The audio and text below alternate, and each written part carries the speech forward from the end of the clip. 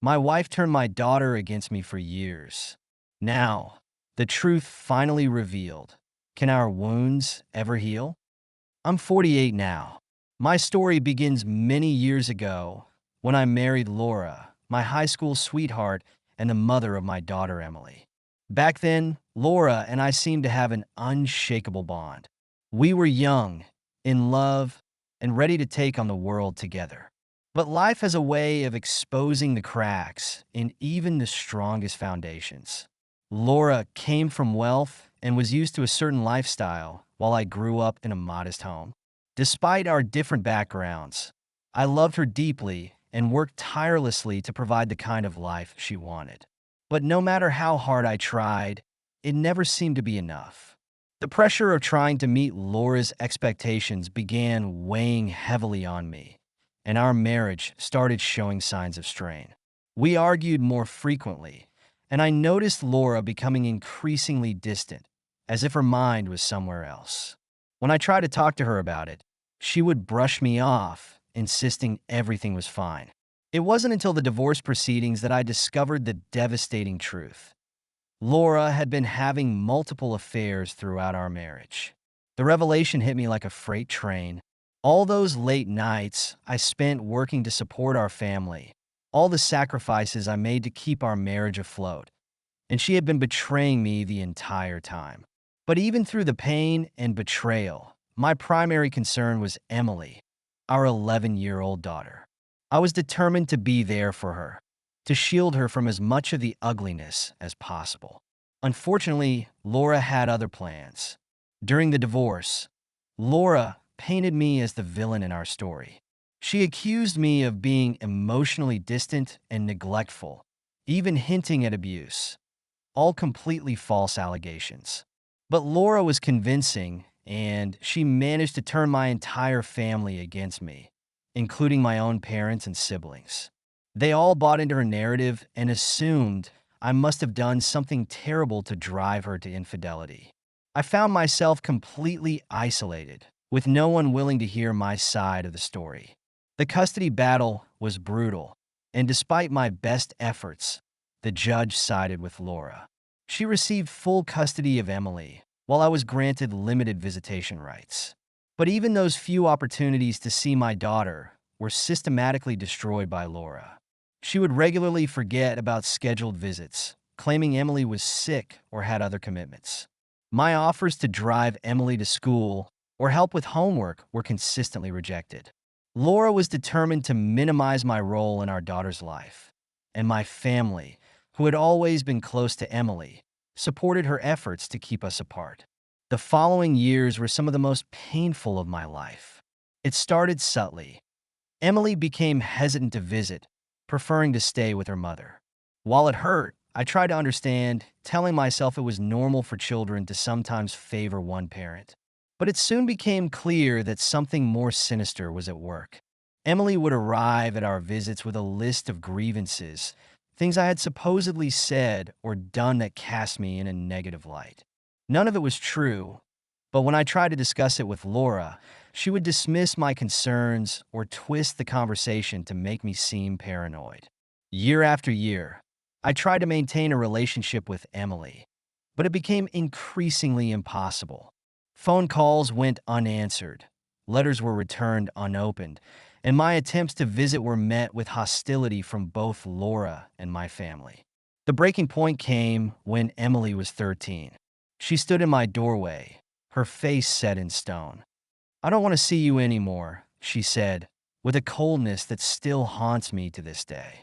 Though I knew Laura had poisoned her mind against me, I couldn't bear to put Emily through a messy court battle. She wanted to stay with her mother, and I feared that fighting it would only cause her more pain. It was one of the hardest decisions I've ever made, but I chose to step back, hoping that someday she would understand the truth and find her way back to me. As the years passed, I gradually rebuilt my life. I met Megan, and we took our time getting to know each other before marriage. She had 2 children of her own, and we created a beautiful life together. Though I adored my new family, there was always a part of me that wondered about Emily. How was she doing? What had she become? I reached out to Laura multiple times over the years to ask about Emily, but never received a response. Then, out of the blue, Emily contacted me. She was 20 years old now, and her message was simple. I want to meet and talk. She needed to understand our family history, to know why I hadn't been there for her. My heart raced as I read her message. Despite my nervousness, I wasn't about to miss this chance to reconnect with my daughter. We met at a quiet cafe. When she walked in, I barely recognized her. She had grown into a beautiful young woman, but I could see the anger and hurt in her eyes. She had clearly been carrying a heavy burden for many years. The tension between us was palpable as we sat down, but Emily didn't waste time getting to the point. She needed answers, and I knew she deserved nothing less than the complete truth. Taking a deep breath, I told her everything. I explained how her mother and our family had systematically poisoned her against me, how they had twisted every situation to make me look bad, and how hard I had tried to remain part of her life despite their efforts. I told her about Laura's infidelity and the lies she had spread during the divorce. I showed her court records, text messages, and emails that supported my story. I wanted her to understand that while I knew what she had been taught to believe about me, I wasn't the monster they had made me out to be. Emily sat in stunned silence as I explained what had really happened. She had grown up believing I had abandoned her, that I simply didn't care enough to be part of her life. When she finally spoke, her voice trembled. "Why didn't you fight harder for me?" she asked, tears welling in her eyes. "Why did you just give up?" That question cut deep. I explained that I had wanted to protect her from a bitter court battle, that I believed stepping back was the best way to shield her from more pain. I wanted her to have a stable upbringing, even if it meant she hated me for a while. But I admitted that I regretted not fighting harder, that I wished I hadn't allowed Laura and our family to control the narrative. Emily seemed to be processing everything, angry both at me and, more significantly, at her mother. She couldn't believe the lengths Laura had gone to in order to portray herself as the better parent. Then Emily dropped a bombshell. She wanted to confront her mother and expose everything to our family.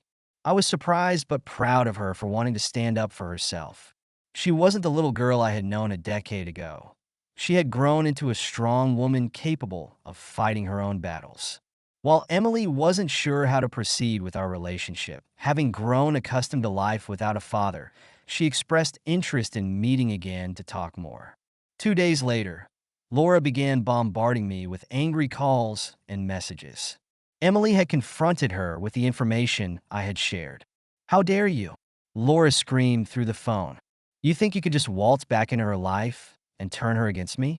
After all these years?" "I only told her the truth, Laura," I replied calmly. "Something you should have done years ago." "The truth," she spat. "The truth is you're trying to ruin our relationship. You've always been jealous that she chose me over you." "She never chose," I said. "You made that choice for her." What happened next shocked me. Emily decided to take legal action against Laura for parental alienation, seeking justice for years of lies and manipulation. Laura's calls became more frequent, alternating between demanding that I talk Emily out of the lawsuit and threatening me. My family also started reaching out, suddenly eager to clear things up and reconnect. I found myself torn. While part of me felt relieved that Emily finally knew the truth, I had never intended for things to escalate this far. I had Megan and her children to consider, and I wasn't sure I could handle another round of intense family drama. Although Laura and my family deserved consequences for their actions, I didn't want to invite more conflict into our lives. Then Emily came to our house, her eyes red from crying, and shared the full extent of what she had endured. Laura may have won custody, but she had been a negligent mother at best. She was frequently absent, sometimes for days at a time, leaving Emily to fend for herself. When she was home, she was often drunk and volatile. Emily revealed 2 particularly traumatic incidents. At 13, she had severely burned her hand while trying to cook for herself after Laura had left her alone without food or money for the weekend.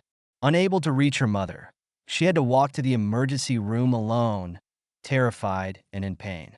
Even worse, when Emily was 15, during one of Laura's drinking binges, she threw a glass at Emily in a fit of rage, causing an injury that required stitches. Instead of helping her injured daughter, Laura yelled at her to clean up the mess. These stories filled me with a mix of heartbreak for Emily's suffering and fury at Laura for putting our daughter through such trauma. The irony wasn't lost on me that Laura had actually committed the very kinds of abuse she had falsely accused me of. Emily could have had a normal, happy life if Laura hadn't been so consumed by her own selfishness and spite. That evening, Megan and I listened as Emily shared her story. We made sure she felt safe and understood that none of this was her fault.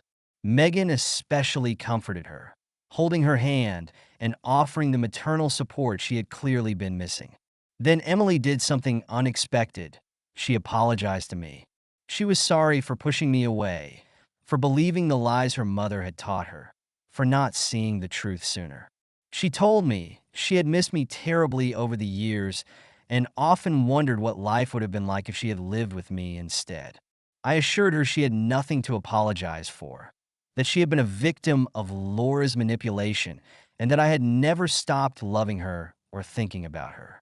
It was a bittersweet moment, painful to hear her apologies, but also healing as we began rebuilding our relationship after so many years apart.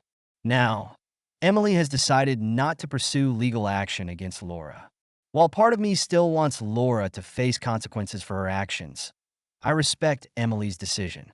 She's focused on her future, her education, and building a new life free from the shadow of her past. She's become close with Megan and her children, and we're all working on healing together as a family. Looking back, this journey has been long and painful, but I'm grateful for where we've ended up.